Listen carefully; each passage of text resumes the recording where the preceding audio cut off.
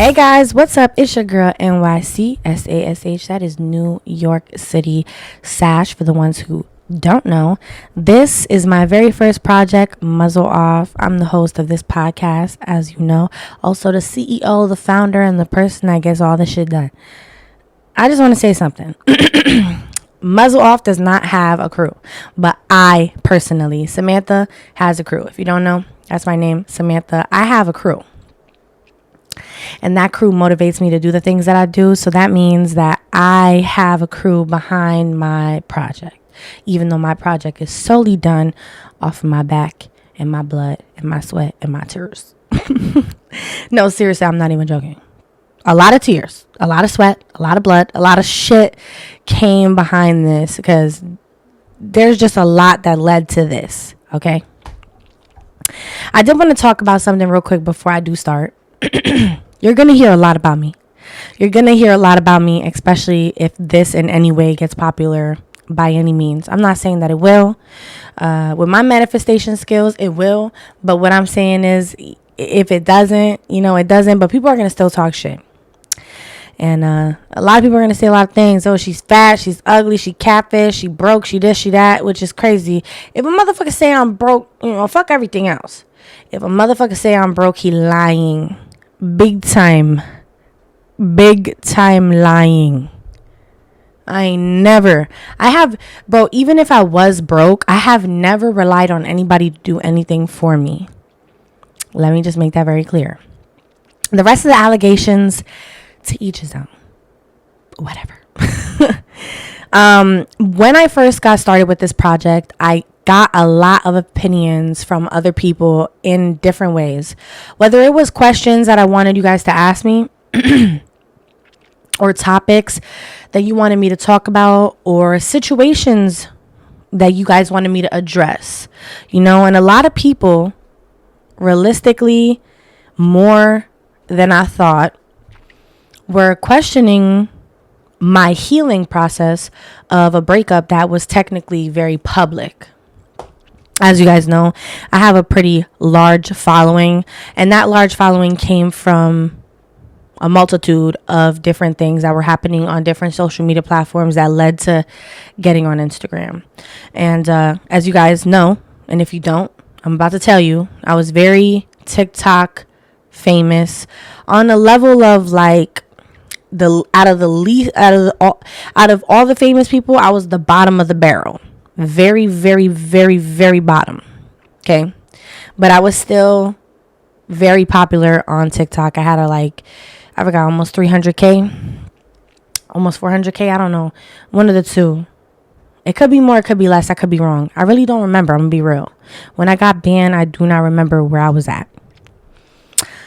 But, when I got broken up with, I was heavily on social media. And I was chronically online. So not only was I having such a large presence on social media, I was also very much online as well. So anything that was said about me or whatever, I was answering, responding. I was taking a lot to the chin, but I was fighting for my life and I was fighting for my peace. And in that, I also found myself really doing too much on the internet, which leads to my second elephant in the room where people were like, yo, you did OF? Is that why your followers are so high? And I'm not going to lie. My followers being high was never because of OF, but as high as they are now, it definitely did. It definitely did involve my involvement in OF. Because my ex's ex-girlfriend, the one that he actually had gotten with after me, was a OF girly pop. A girly pop who wasn't gonna stop regardless of this dude or not. Ooh, that rhymed like a motherfucker, right? Okay, hold on. Get on a mic, you become a rapper for real. But anyway, I just wanted to say that I kind of did that little thing not a little thing. It was a pretty big thing. But I did that because I was very hurt. And I felt like, yo, if she could do it and get away with it, and you over here talking shit to me about everything else, I'm going to show you how I could beat this bitch in her game. And I did. Clock the fuck out of that. Because there's a lot of things about me that not every woman can say that they have. So, there you go. So, that kind of led to me going to college. Doing porn in the van. Y'all remember that song where he said that she was doing porn in the valley just to pay for her college? Well, let's just put it like that. I mean, it might not have been porn, but you know what I mean, because let's be for real, it wasn't porn. But anyway, I mean, do what you want with that information. Fuck a bitch who has something to say, okay? We said we gonna be real, right? That's the whole point of this, right? I was never doing porn. I was on OF, and I was down bad for a while. But then I went to college, and I kind of like gathered myself because it was tough. It was tough. And I was on social media through that whole process, from getting broken up with to being hurt to starting OF to maintaining OF, like all that. And healing. So I was, one of the main questions was like, how did you embrace the embarrassment and then lead yourself to, rebranding? And I'm not gonna lie. I reacted to a lot of things the wrong way. I did. And so that's why I was where I was at that time frame. And if you cannot accept that your older years and your adult life is going to consist of some type of rebranding or some type of accountability, it's going to be very, very hard for you. It's going to be very, very hard for you. You know why? Because at the end of the day, when you do things that don't always necessarily put you in the best position, it doesn't mean that you stay there. You will move forward. You will move on. But the problem is that a lot of us don't know how to move on because we still stuck on the things that we did, thinking that other people are stuck on that. And shit, to be honest, a lot of them still are. Like, even in my position, a lot of people are still stuck on the fact that I did some things that I did. And it is what it is. I can't go back in time. I can't act like it never happened. I can't sit around and hypnotize people like we in fucking, what's that movie? Men in Black. I pull out that thing and you just forget everything. Yeah, it's not going to work. It's not going to happen. So embracing the embarrassment, taking accountability for the things that you did, and then going out there and rebranding yourself, that comes with being in your 20s. I just hit my mid-20s. Not yet. Actually, at 10/17, I turned 25. I've always been that specific with myself that I always say I'm still 24 on my birthday because I don't turn... Actually, it's 10/19. 10/19, not 10/17. Yeah. At 10/19, I turned 25, and I'm like literally that finicky about my birthday. Like, I'm not 25 yet. But, along with questions about like my past relationship and dealing with shit that is maybe not the most prideful things, I also got a lot of questions about things that they did have, a lot of significant meaning, like me going to college. A lot of people were wondering, yo, what made you go to college? Why did you go to college? You know how many people I know went to college because of me? And that's not even on no cocky shit. I know a lot of people that saw the college I went to and they decided that they were going to pick up on something that was at that college. Because I made college look like it was good and it was easy and it was straight. Like, we going to make it. We going to make it however we do this. We're going to make it. We're going to make it happen. Whatever it is, People ask me so many questions about college. I'm going to tell you this. College is not for everybody. A lot of bitches in there is mean as fuck. You have to have a hard shell because bitches do not like your ass sometimes. They just don't. They will never have a conversation with you and look at you like you is the ugliest bitch alive. I swear to God. I'm not even joking. So I'm going to tell you right now, College is not for everybody, especially if you're going to a big university or something. Stick to yourself. Stay focused. Don't act like you know everything. Don't act like you know everybody. And don't be trying to talk to everybody because you don't know who belongs to who. That's all I can say, you know. And also, like, the work. You know, you can't use ChatGPT. You can't use any of these AI forums or whatever you will call it. You can't use any of this AI shit. They have all types of things to check that type of stuff. Like, it is a strict game in college, but you could do it. You know, you have to remain focused. I always say this, especially on Instagram too. I say, in order for you to be where you want to be, you have to better yourself today so that you could be the better you tomorrow. And then tomorrow, think about the things that you did. Think about the things that you did today so that when tomorrow comes, you know not to do the things that you did yesterday. Sorry, I had a little brain fart there, but you know, and I say that because in college, every single day you realize something that you did that didn't really help you. And so I'm the type of person that I'm like, yo, I wasn't really focused today in class because I was doing this. So the next day I will go to class and not do that and see how much better I feel about the things that I learned, you know. But enough about college. I did want to talk about something that I had gotten, a specific question that I got. And I was a little offended, but I'm going to just address it. Okay. Because apparently online, I come off as a messy bitch because I never have the same friends. Apparently, a lot of people have came out and said that I'm not really a real bitch. You know, I've never in my time have ever been a girl's girl. I'm a real bitch though. You know? I'm a real bitch though. I keep it real with you so you can keep it real with yourself. And so if that comes off as being a fake bitch, then I don't want to be your friend. That is the simplest way to put it. If you are not going to sit and actually acknowledge the fact that you're a shitty person and you're doing people a kind of way, and just because you're not doing me a kind of way, you think that I feel like you're just the best person ever. No, bro. No. It doesn't work like that. It doesn't.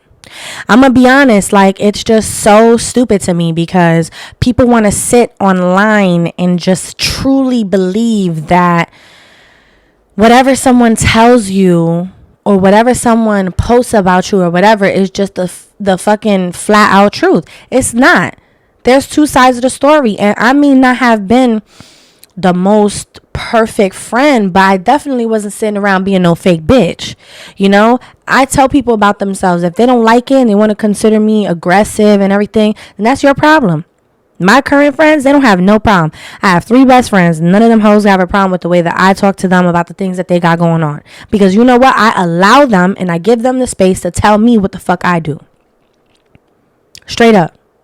I tell people what it is because I allow them to tell me what it is. Why is that a problem in 2025? You know, even with men, yo, you know how many men I talk to and you tell them about themselves and they feel like you coming at them? Like, bro, take accountability. And that takes me back to the topic I was just talking about, basically, because taking accountability in your 20s, and I mean, you shouldn't be talking to anybody that's not in their 20s. If you're talking to somebody older, then that's your prerogative. I like to stay within range because I want to build with the person and be at the same pace.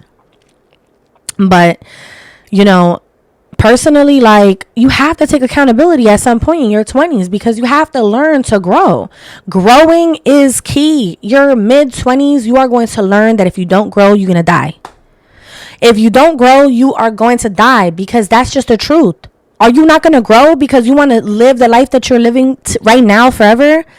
That shit is whack. That shit is ass. You know how many bitches I know that are so stuck on living the same fucking life that they just don't do shit with themselves because they want to continue to do what they do? It's sad. It's sick. It's sad and it is sick. It is lame. It is not right. It is something that I'm pretty uncomfortable with, because if I'm your friend and you not doing what you got to do to evolve, then you're not a friend for me. We need to stop victimizing ourselves when people tell us about the things that we do that are not good. Stop doing that. Really, stop doing that. It does not help you in any way. It is so sad because a lot of you girls have no idea how much potential you guys have, and even guys too. There is so much potential in some of you, and you don't see it because you're so stuck on the world and the life that you live in right now. And then there's going to be bitches like me and dudes like me that come into your life that you going to be like, oh, you not shit because you did this and you did that and da-da-da-da-da-da. No, bro, you not shit because you don't see what I see. And that's sad, because that means that the same way you look at yourself, you look at everybody else. And I can't be walking around with somebody that doesn't see me as a very bright thing, because if you don't even see yourself as a bright thing, bro, I'm sorry, you lost. You know, you really lost. I had a friendship breakup a while back. Skinny John that I used to be friends with. I had to cut shorty off. I had to cut her off because it was not progressing in the way that it needed to. And nobody warned me that in the process of growing up and hitting your 20s, that you're going to realize that sometimes people come into your life to actually destroy your character so that they can build themselves up a little bit more. I'm not even joking. Some people will come into your life and destruct everything that you've built because they want to dominate you. Because instead of seeing you as a companion, they see you as competition, but they don't want to leave you alone. So they break you down as much as they can so you could be at that same level with them. And when you at that same level with them, they're able to feel better about themselves and still have you around. You know, I always felt like, yeah, she'll do anything for me. But the minute she sees me winning, it's a problem. You notice how that's mentally, like, it shows something's wrong up there. Because why do you have a problem with me evolving, but you don't have a problem giving me a helping hand? It's because you want to have leverage and you don't have leverage in anything else in your life. So you want to conduct my life. You want to own me. And that's a lot of what I try to tell people. Stop allowing these friends to do so much for you. Please stop. It ruins friendships. It does. If you rely too much on people, they're going to start putting you in that category of, this is where you have to stay now. Because I'm kind of enjoying this. I'm kind of enjoying being in charge of your life. It gives me a sense of power. And I know it sounds sick, but it's really, some of these people are actually doing these things because they get so addicted to taking care of you and you having to go through them. It's like, I wish I could tell you guys the psychological process of that, and I'm sorry that I don't, but it is a real thing. And that type of stuff is very narcissistic, very evil shit, because it essentially it makes you realize that you really do have to depend on yourself wholeheartedly, and you can never be down too long. You feel me? Talking about hustling and stuff, because that's exactly what you have to do. You know, a lot of people ask me about landscaping because I'm a landscaper. I'm a veterinary technician. I've always tried to find different things to do, and landscaping seems to really spring something in y'all heads. Like, y'all really like the landscaping shit. And I'm gonna leave y'all with this, with landscaping, okay? What monks do, the tactics that monks have, what they do and how they learn to discipline themselves, the same thing that I did with landscaping. Landscaping formed my my headspace to be so hardcore, because I took in all the physical things I needed to do. Like, I took it all in, whether it was running, picking things up, putting things down, ripping things out, having to go up and down, laying down rock, laying down salt, cutting down trees. I'm just naming all the things I could possibly do, driving a truck and trailer, like all that shit, right? All of that, I took it all in because it gave my mind some time to alleviate itself from all the stresses of the world. So that was my monk era. Working outside was my monk era. I tell people all the time I was on my monk shit, because I was like, yo, I'm gonna put myself through traumatic labor so that I can mentally just do what I have to do and organize up here, even though I'm putting in physical work. You feel me? A lot of people ask me why. The money is great, but really it was doing something for my mental health. And that's why now that I have such a better job, I appreciate my dad for giving me the opportunity to help run a business with him for almost 3 years. And it helped me not only learn about money and business, it also helped me learn about how to fix myself, how to adjust myself when I'm in a time frame where I'm not okay. I just know that I need to put in more physical work so that my brain can exercise itself, I hope that made sense, because that's how I look at it, and I really don't know how to elaborate the feelings that I felt towards that era in time, because I'm no longer in that and I'll never be in that again. So I just look at it as a learning lesson, and that's the lesson that I learned, that I gained so much power putting myself through physical labor rather than anything else, and we're hitting about 25 minutes in a second, so I just wanted to end off with this. I've learned so much in my 25 years of living, but the number one thing I've learned is love is restraint.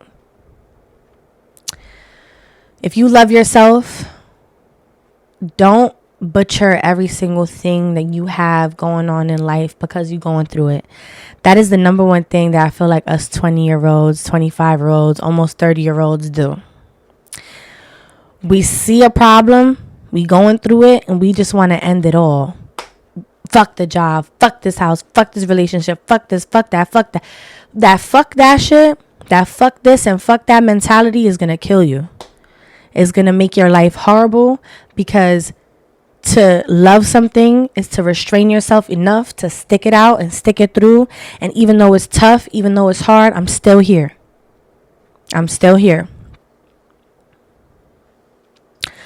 Remain confident. Do what you have to do to make sure that you're doing exactly what you're supposed to do, and that you're putting in the work that you need to put in to get the results that you deserve. Whether it's getting a house, whether it's getting a car, whether it's getting, that job, or whether it's starting a business, whatever it may be, anything it may be, remember that it is important to stay consistent and have restraint from quitting. Love is restraint.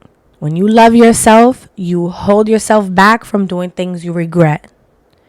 And I really hope that does prove to you guys that a lot of us just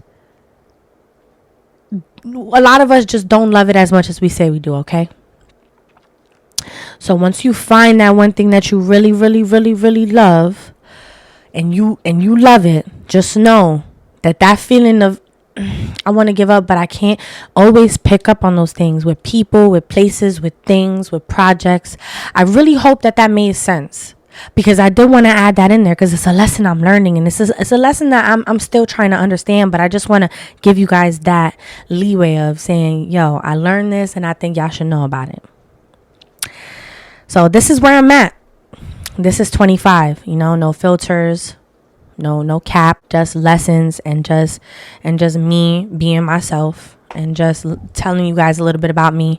So this episode was called Who the Fuck is Sash, and I think I have done that pretty good. I hope you guys have a great rest of your day. I will see you guys next week with the next episode of Muzzle Off.